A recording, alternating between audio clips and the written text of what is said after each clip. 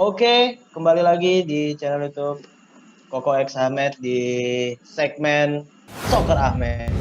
Hari ini nih ada duo MU nih, kehadiran duo MU. Sir Almer dan Lord Idoy. Bapak lu sekalian dong, biar bertiga gitu ngomongin MU. Kan fans Nggak MU kelar-kelar, semua. men. Oh, gak kelar-kelar. Kita mau ngomongin MU yang kemarin belum main di matchday pertama. Terus lawan Aston Villa. Habis lawan Aston Villa kalah 1-0. Gue nggak tahu juga, gue nggak ngeliat line up-nya, gue Sama cuma gue juga baca nggak lihat beritanya gue. doang. Kalah 1-0 sama Aston Villa. Nah, besok lawan Crystal Palace yang kemarin bagus menurut gue mainnya. Hmm. Menang 2-0 loh Aston Villa. Crystal Palace. Nah, gimana nih duo MU menjelaskan performa MU di awal-awal musim dan besok akan ketemu Crystal Palace. Ya PD menang lah lawan Peles lah. Orang kan statistik selama Bruno Fernandes datang di Liga Inggris kan belum pernah kalah. Gue Oke. masih yakin Besok kandang menang. siapa sih?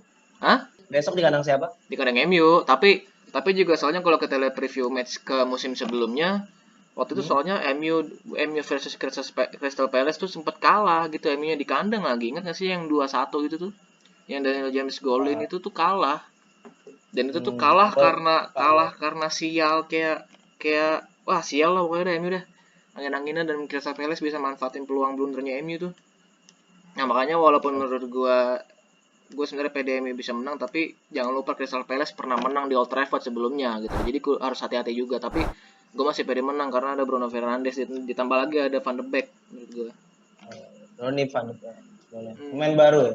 Hmm. Nah, kalau Lord Idoy sendiri gimana nih Lord Idoy yang baru pulang menjenguk Jering? Gue gak ngikutin Gimana sih. gimana? Jujur gue gak ngikutin MU sih. Gue yang terakhir update cuman beli Van de Beek ya. Iya. Dan kayaknya sih emang apa ya. Oleh juga mulai menguatin tengahnya kan karena Fred sama Matic gue rasa udah nggak bisa reguler lagi, apalagi Fred ya. Gue rasa di tengahnya nanti bakal kuat si Van de Beek di jangkar, Pogba sama Fernandes di depan kan. Hmm. Cuman Kenapa Pogba, kenapa lu bilang kalau Matic gue oke, gue oke, maksudnya dia udah kemakan usia, tapi dia masih bisa dibutuhkan di tim. Tapi kenapa menurut tuh Fred itu nggak bisa line up lagi? menurut gue Fred itu untuk kokoh megang bolanya itu loh. Ya menurut gue apa ya, mengatur Hmm. serangannya juga. Fred tuh menurut gue masih ada kurang ya. Dan body balance dia juga kan sering banget dia kehilangan bola gitu saat lagi megang bola di tengah gitu dan akhirnya kehilangan Hmm. momentum untuk nyerang ke depan. Dan gue rasa oleh ngeliat itu. Maksud gue balik lagi Matic dengan umur juga ya pasti perlu tambahan pemain karena kan masuk Liga Champions juga dong. Oh Oleh ya, gue betul. rasa ya sekarang Pogba lagi positif corona ya kan. Gue rasa Berarti ya Pogba besok nggak main ya berarti? Oh tapi udah sembuh sih, Matt. Udah sembuh sih. Ah, udah tuh bisa Bisa main jadi apa enggak main, besok bisa jadi Pogba ya? main, bisa jadi enggak. tapi gue rasa prediksi Hmm. oleh juga mulai yang lihat gitu lini tengah tuh harus konsisten banget tuh tiga orang di tengah tuh harus konsisten banget karena tiga yang nggak jalan menurut gue karena masalah MU tuh dari tengah ke depan Hmm. ya tapi kalau dari belakang ke tengah masih oke lah gitu sih. Dari tengah ke depan itu problem ya. Jadi masalahnya di lini tengah harus bisa kasih supply ke tiga depan itu. Hmm. Iya karena kan Martial, Rashford, Greenwood. ketika attacking Bruno sama Pogba kan otomatis fokus ke attacking dong. Nah tengahnya ini nih Ya, yang jaga di tengah-tengah nih. Emang Matic menurut gue udah pas kemarin. Cuman kan balik lagi ya harus cari pemain baru juga yang fresh, menambah kekuatan juga. Karena kan satu cedera udah bingung tuh pasti. Pincang satu menurut gue permainan udah beda lagi gitu. Ngandelin Bruno ya, Fernandes doang capek. ya. Selama ini yang agak scoring dan banyak assist memang Bruno Fernandes ya Ya kan di effort musim banget ini. kan dia maju ke depan, lari ke belakang, maju ke depan gitu. Nah, kalau lu ngomong permasalahannya itu ada di lini tengah, gimana dengan posisi depan? Posisi di depan mungkin Rashford tuh masih jadi kunci nih, kunci MU di lini serang. Tapi di kanannya itu apakah Greenwood akan lebih banyak main di musim depan? Dan apakah dia akan turun reguler nih lawan Crystal Palace? Atau Pertanyaannya Daniel buat siapa James yang nih? bakal dipakai? Pertanyaannya buat siapa? Idoy. Oke. Tadi kan ini ngomongin di tengah. Gimana Apakah benar? Greenwood, kalau Martial sama Rashford itu oke lah ya, dia udah pasti jadi ujung tombak MU. Nah yang kanan ini kan masih agak bingung nih. Kemarin itu Greenwood tidak dapat jatah main reguler yang hampir pasti main. seringnya juga diganti-gantian sama Daniel James. Menurut lu apakah Greenwood di musim ini itu akan lebih sering dimainkan untuk menjadi lini serang dan apakah besok juga akan turun lawan Crystal Palace? Kalau pertanyaannya Greenwood bakal sering main nggak sih di musim ini? Gua rasa iya. Ya.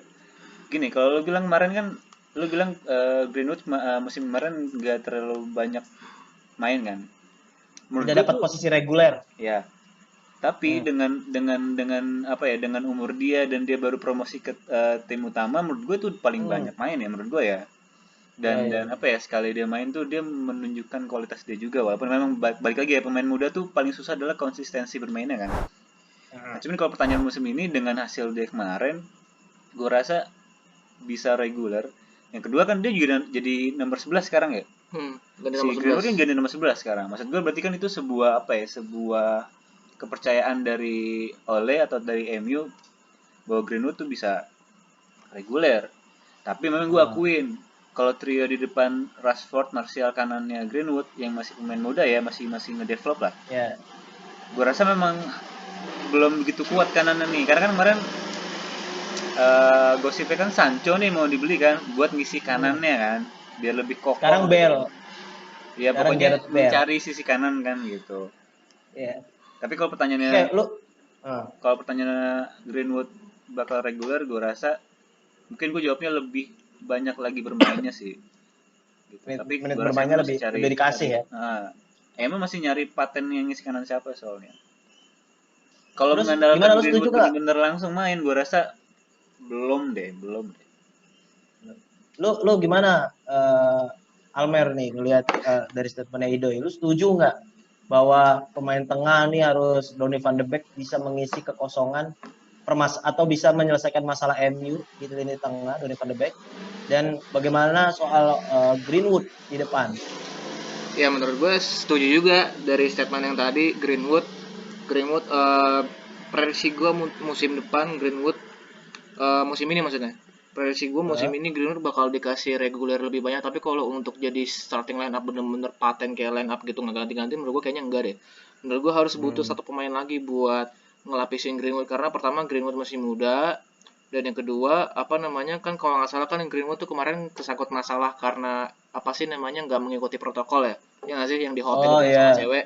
Nah itu juga menjadi Phil polemik Foden. baru, dan itu kan gue tuh ngerinya karena itu kan kejadiannya kan sebelum liga dimulai. Gue tuh ngerinya mentalnya jadi down. Jadi menurut gue makanya setuju, kayaknya kemungkinan kalau untuk reguler paten dia jadi line up, menurut gue kayaknya enggak juga. Tapi kalau untuk sering bermain iya, menurut gue itu. Kalau untuk sering bermain sama tuh berarti lo ya. Iya. Tapi gue juga setuju MU masih butuh, malah menurut gue harus butuh Satu sayap pemain. kanan kayak yang kemarin gue bilang video sebelumnya, harus butuh sayap kanan menurut gue, entah itu pemain bagus atau pemain berpotensi gitu. Karena menurut gue kalau kita ngomongin Daniel James yang di sayap kanan, menurut gue kayak Daniel James sih, menurut gue dia juga pemain muda dan speedsternya juga ada, dan di awal musim kemarin tuh sempat menonjol, tapi akhirnya tengah-tengah dan sampai akhir musim mulai flop, mulai diganti sama Greenwood kan, kalah saing kan. Nah makanya menurut gue kayaknya Daniel James harus dimentorin lebih baik lagi, atau makan mungkin kayaknya lebih payah dia dipinjemin, dan makanya gue bilang harus butuh sayap kanan lagi gitu. Dan terlebih kalau ngomongin Donny van de Beek ya bener gitu, untuk menggantikan Matic yang usianya sudah mulai memasuki usia, ya dia 32 apa 31 sih gue lupa gitu. Menurut gue tuh harus butuh lapis juga, karena kalau untuk mengandalkan Fred menurut gue kayaknya susah gitu loh, Fred gitu. Gue nggak bilang Fred main jelek, tapi menurut gue Fred untuk di MU kayaknya masih kurang masih kurang ekspektasi menurut gue. Tapi gue nggak bilang dia pemain jelek, dia pemain bagus. Dia sempat beberapa match pertandingan ke belakang tuh pas awal Pogba cedera ya kan, tuh nggak main-main kan Fred aktornya kan, mau nggak mau Fred kan. Nah itu tuh kalau nggak salah sempat Fred beberapa match nunjukin kemampuan dia gitu loh, dan itu sempat maksimal, tapi akhirnya ujung-ujung drop lagi. Dan menurut gue kayaknya kurang konsisten dari tengahnya, makanya dibilang Donny van de Beek. Nah menurut gue Donny van de Beek cocok buat gantiin Fred juga dan mengisi kekosongan juga. Dan untuk lapisnya Matic juga sih menurut gue, itu kayaknya prediksi gue bakal kebentuk tuh serangan dari tengah, serangan dari tengah, duet sama Pogba sama Fernandes itu cocok banget sih menurut gue, cocok, dan serangan ke tengahnya gitu dari tengah Dan untuk Ya, ya. polemik buat strikernya depannya menurut gue harus butuh satu sayap kanan sih, itu doang. Makanya prediksi gue kemungkinan bisa aja menang nanti. Karena performanya MU belum pernah kalah sejak ada Bruno Fernandes, tapi jangan lupa Crystal Palace pernah ngalahin MU di kandang musim kemarin gitu loh. Itu doang sih kesimpulan menurut gue. Bailey gimana Bailey? Menurut lu berdua, Bailey apakah Bailey ini masih bisa bermain di MU dengan ekspektasinya bisa berharap jadi lebih baik back pertahanannya kalau ada Bailey? Masih sebenarnya, cuman gue rasa karena kurang menit bermain aja sih Bailey menurut gue. Tapi sama ditambah lagi satu lagi suka cedera sih menurut gue. Gue rasa kayak ada sesuatu yang salah juga di Bailey, makanya kenapa nggak dijadiin starting line up sama Ole gitu. Mungkin faktor karena gampang cedera, atau mungkin nggak tahu sih ya. Bailey kadang jarang main juga sih gitu loh. Tapi sebenarnya Bailey tuh bagus gitu loh pas ketika Bailey mainin lawan Chelsea, kan nggak sih yang Chelsea kalah 2-0. Itu kan Ya, Bailey backnya ya, kan ya. bagus kan Bailey kan, yang Bailey ngegocek bagus. Batshuayi ya kan, itu bagus kan. Tapi makanya gue bingung gitu loh, kenapa Bailey nggak jadi opsi gitu pas lawan Sevilla. Kenapa nggak Bailey aja ya kan, begitu gitu. Makanya gue rasa kayaknya pertama Bahkan apa waktu kalah sama Chelsea kemarin itu sempat main itu tapi cedera setelah kan. setelah Bailey cedera baru Chelsea bisa Iya, poin. makanya itu permasalahannya. Mungkin salah satunya pertama ya karena selalu ngandelin tandem Lindelof sama Maguire, sama satu lagi mungkin karena faktor gampang cedera mungkin. Makanya kayaknya menurut gue bisa aja Bailey dijual ya kayaknya, kalau misalnya memang Bailey ngerasa nggak nyaman gitu loh. Tapi menurut gue harus ada dipertahanin karena untuk nge-backup Lindelofnya itu menurut gue gitu. Dia cuma kurang menit bermain sih, harus sih bagus menurut gue gitu. Gitu sih menurut gue. Oke. Nah, Oke, kalau oke, oke. menurut gua gini, Ah. sebenarnya Bailey tuh bagus menurut gue ya. Kayak di awal beli Mourinho menurut gue itu performanya oke banget Bailey. Kuat banget di belakang.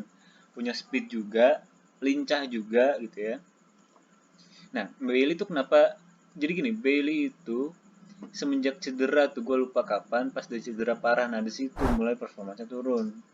Awal cedera panjang. Nah, makanya setelah cedera panjang ini menit bermain juga jadi nggak banyak, dan karena rentan cedera jadi gua rasa berpengaruh sama performance gitu. Sebenarnya Bailey bagus, cuman karena cedera aja. Sama kayak waktu itu Valencia lah. Valencia kan dulu kuat banget tuh di kanan. Ya. Gara-gara cedera panjang udah di situ tuh masalahnya gitu. Kalau emang dia bisa fit Oke. lagi dan cederanya juga udah pulih banget, gue rasa pilihan yang bagus tuh si Bailey. Gue suka banget, kuat banget dia di tengah juga sama Maguire gitu. Berarti Bailey bisa main dengan asumsi kalau dia kembali ke performa dia seperti sebelum dia cedera ya. Iya. Udah kuat sih menurut Dan gue. dia bisa jadi duetnya Maguire kalau Bisa banget. nge-switch Lindelof lah, bisa yang jadi switch lah gitu, jadi switch.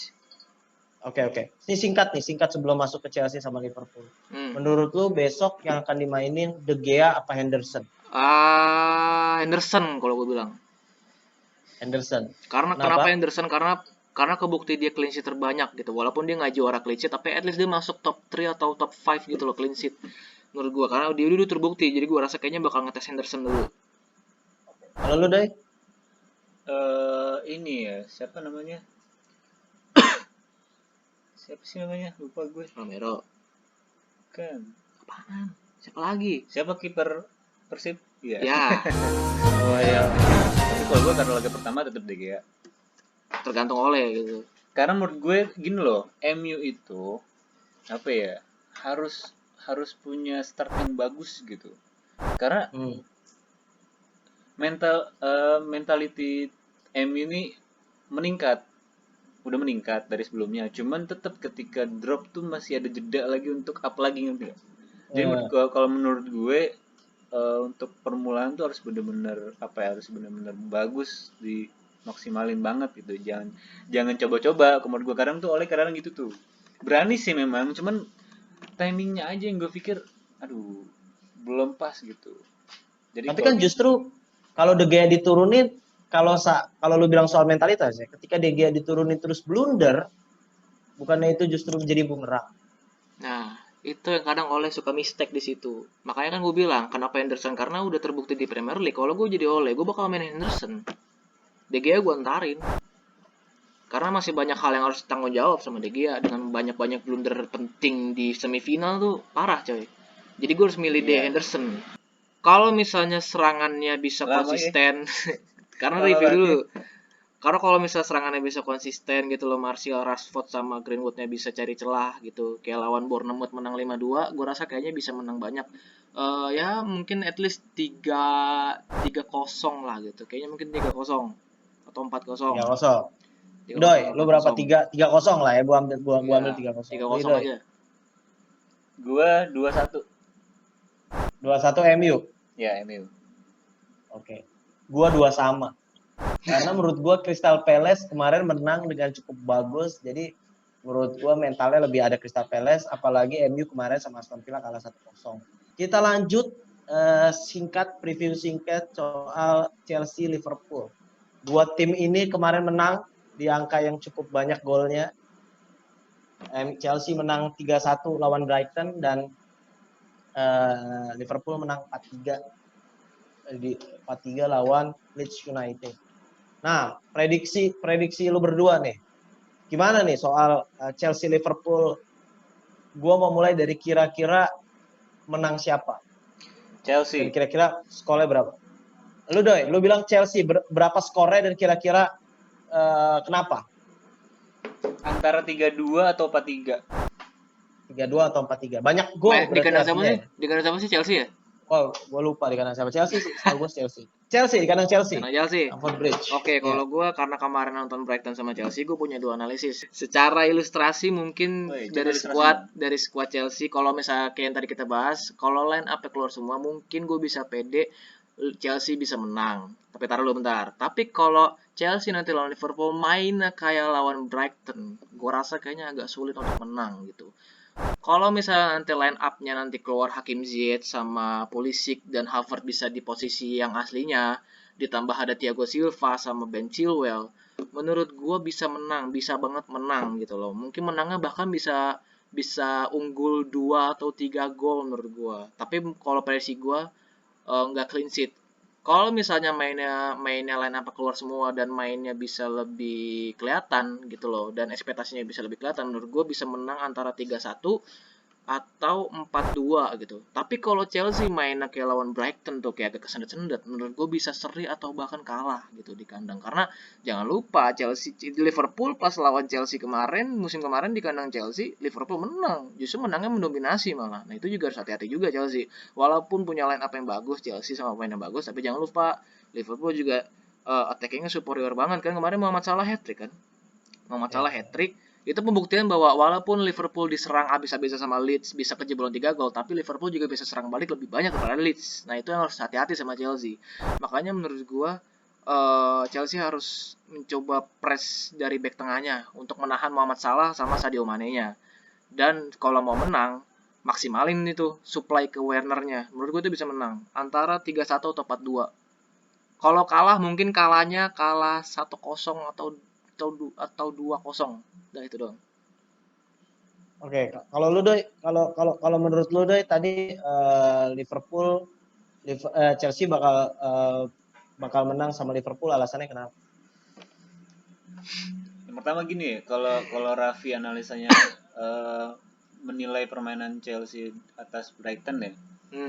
Ya. Brighton tuh tim papan tengah apa bawah sih? Papan tengah. Awal 15 kemarin. Dan pasti dia ketemu tim besar apalagi Chelsea ya, mainnya sangat berhati-hati banget. Ya ngasih rapet banget. Tapi kenapa gue yakin apa? Lawan Liverpool satu pasti mainnya sangat terbuka. Nah, itu baru kelihatan. Kalau mainnya sangat terbuka, gue rasa di situ baru kualitas strategi dan individual pemain itu bakal kelihatan. Makanya gue yakin banget bakal banyak gol. Kalau Raffi bilang Liverpool Chelsea masih hati-hati dengan Liverpool walaupun kebobolan 3 gol, tapi Liverpool bisa gol banyak juga. Itu emang karakter Liverpool. Kalau menurut gue sendiri ada dua kemungkinan. Yang nanya lu siapa? Kan Belum gue ditanya. sebagai fans Chelsea. Nah, nanya. menurut host nih, ya, siapa namanya? Apa sih? Ahmed apa Sokor Ahmed? Iya. Oh iya, buat Ahmad Dahlan nih. Iya. Gimana menurut lu, Matt? Jadi menurut gue itu ada dua kemungkinan sih. Pertama adalah golnya justru nggak banyak karena Chelsea akan lebih bertahan. Lihat main Brighton kemarin, Chelsea belajar untuk bertahan ya. Atau kalau misalnya seandainya Liverpool udah berhasil nyetak gol duluan, dari Chelsea baru tuh golnya akan banjir gol. Jadi Chelsea udah deh bodo amat belakangnya, depannya soalnya Chelsea kemarin masih kelihatan banget celah di belakangnya Iya, itu. masih banyak bingung dan banyak PR menurut gua dari Brighton. Nah, dan Liverpool juga kelihatan banget kemarin sampai kebobolan 3 Iya, itu itu juga Liverpool ada PR dari defensif menurut gua. ada masalah. Jadi Van Dijk-nya udah mulai nggak tadi konsisten. si Idoi bilang bakal banyak gol, itu gue bisa setuju juga kalau misalnya seandainya di babak pertama udah 1-0 lah. Udah ada gol cepat gitu. Itu bisa terjadi sih menurut gua. Dan besok menurut gua adalah pembuktian para pemain baru kayak Werner sama Havertz, apakah Iya, mereka bisa cocok di Premier League atau enggak sih. iya. Dan gue yakin Chelsea bisa menang karena kenapa Chelsea bisa menang? Menurut gue Havertz bukannya jelek, dia nggak jelek tapi kemarin pas-pasan, cuma butuh waktu. Sama Werner justru udah bisa gitu. Werner udah Dia bisa. lagi dan Pulisic kemarin dicadangin juga gue rasa buat nyiapin buat Iya, lawan lawan Liverpool Liverpool. besok. Oke, kayak gitu. Skor terakhir menurut gua antara 3-2 atau 2-1 menang Chelsea. Oke. Oke, paling kayak gitu aja kali ya preview kita sebelum match day kedua. Thank you banget nih udah datang, udah menjelaskan analisis. Mungkin besok akan dipanggil ke DPI salah satu dari kalian untuk dipukul-pukulin sama Fuad ataupun sama Bang dikatain Fuad kardus ini banget tuh, sama keras dia. sama Justin. Dia pasti bela Lu yang gue, bilang Justin yang bakal ngehajar sih. iya, lu bilang di YouTube gua tuh masih ada ngomong oleh out. Kata mana lu dicariin Bang Fuad. Mana yang berani ngatain oleh out? Sekarang tenggelam. Oke deh, thank you udah nonton. Untuk para pemirsa setia Soccer Ahmed sudah setia menonton walaupun penontonnya sedikit. Ya elah, jadi gitu, Pak. Ya Allah, jangan lupa subscribe, like, dan komen. Kalau lu gak setuju, komen aja, kata-katain aja si Almer, tapi jangan katain gue. Oke, thank you for watching. See you next time. Bye. Tahi.